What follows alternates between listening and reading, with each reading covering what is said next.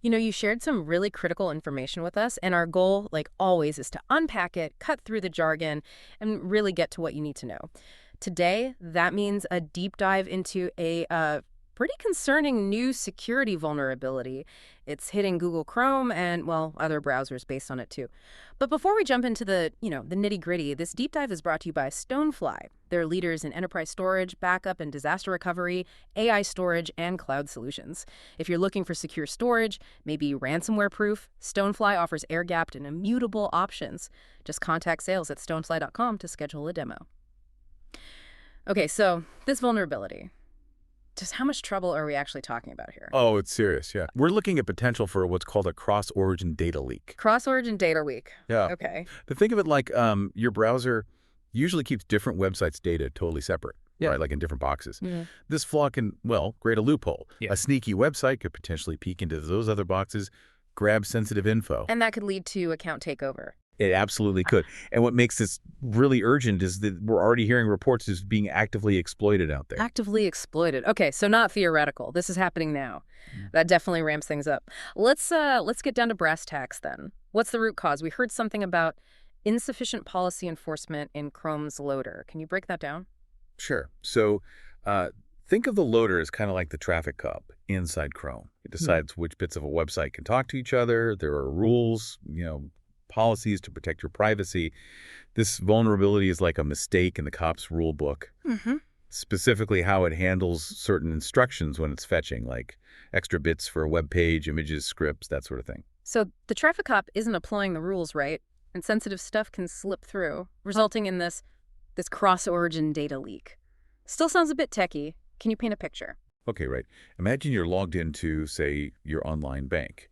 Then you open a new tab, maybe click a dodgy link, and land on a malicious site. Normally, your banking info in tab 1 is totally sealed off.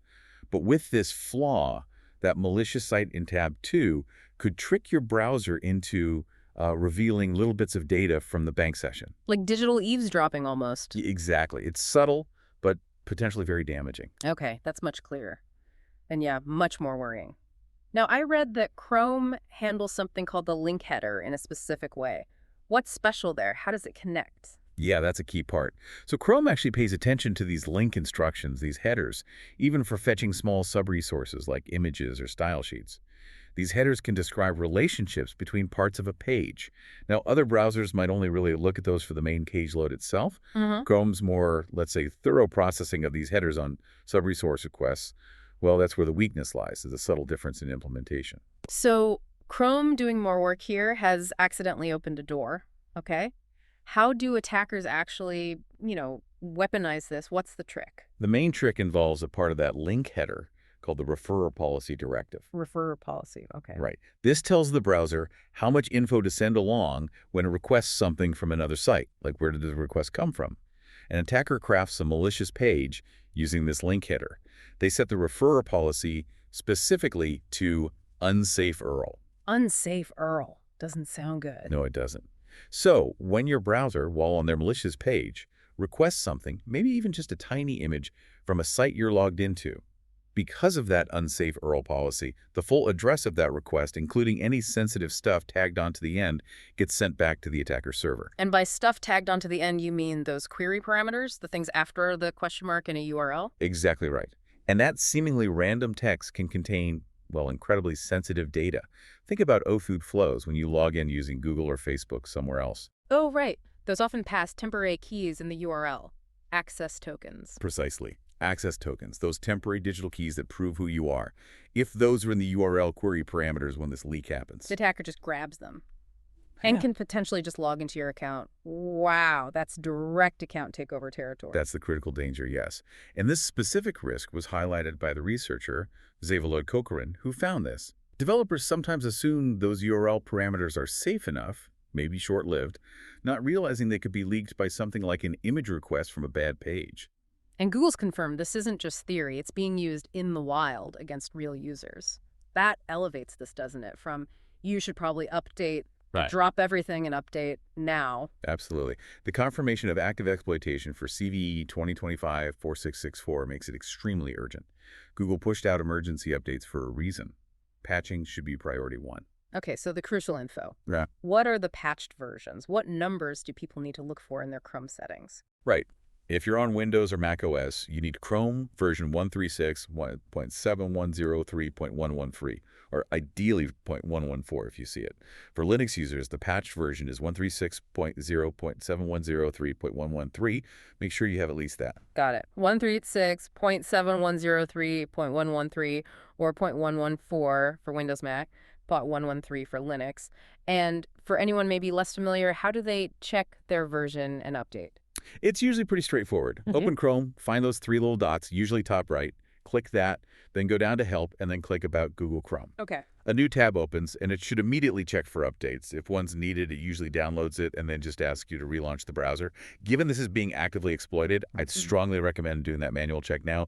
Don't just wait for it to happen automatically. Good advice. Manual check it is. Now, Chrome's huge, but it's not alone. What about browsers like Edge, Brave, Opera, Vivaldi? They're built on the same Chromium base, right? Are they vulnerable too? Yes, that's a really important point. Since they share that underlying Chromium code, they are potentially vulnerable to the same flaw.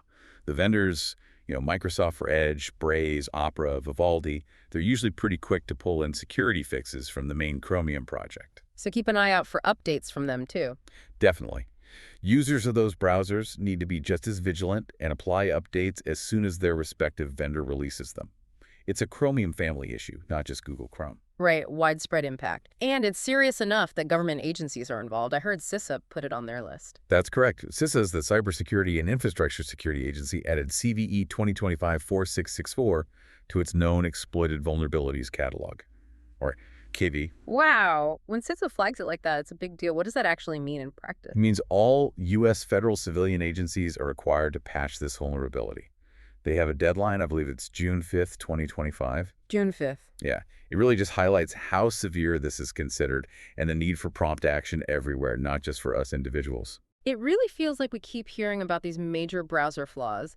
Is this just how it is with complex software, or is something changing? Well, it's certainly true that browsers are incredibly complex, massive attack surfaces. But yes, we are also seeing threat actors focus heavily on browsers as entry points. Remember earlier this year, there was that other Chrome Zero Day, CVE-2025-4783. That one was used in espionage campaigns. Ah, right. That was different, though, wasn't it? More about escaping the sandbox. Exactly. That allowed attackers to potentially install malware. This current one, CVE-2025-4664, is about data leakage between websites due to policy issues. Okay, and maybe compared to that older Symlink issue from a couple of years back, CVE 2022-3656, just for perspective. Good comparison. Yeah. Yeah, that 2022 vulnerability was totally different. It involved symlinks, symbolic links in the file system. The risk there was attackers potentially tricking Chrome into accessing and stealing local files from your computer. Right, so local file theft versus this new one, which is about leaking data across websites, potentially leading to account takeover. Precisely. Both serious but fundamentally different mechanisms. This one is about how the browser handles web requests and enforces rules between sites. The older one was about file system interaction. All right, that clarifies things. So boiling it all down, the absolute key message is update Chrome or your Chromium-based browser like Edge or Brave right now. Check for those versions we mentioned. That is the #1 takeaway. Leaving your browser unpatched with this vulnerability active in the wild is just taking a significant unnecessary risk with your personal information and online accounts. It really makes you think, doesn't it? How these tiny details, like how exactly a browser processes a link header, can suddenly become massive security holes. Staying aware of these things, even just generally, feels more important than ever. And speaking of secure solutions, this deep dive has been brought to you by Stonefly. Remember, they're leaders in enterprise storage, backup, disaster recovery, AI storage, and cloud solutions. If you need secure, ransomware-proof storage, check out their air-gapped and immutable solutions. Reach out to sales@stonefly.com to schedule your demo.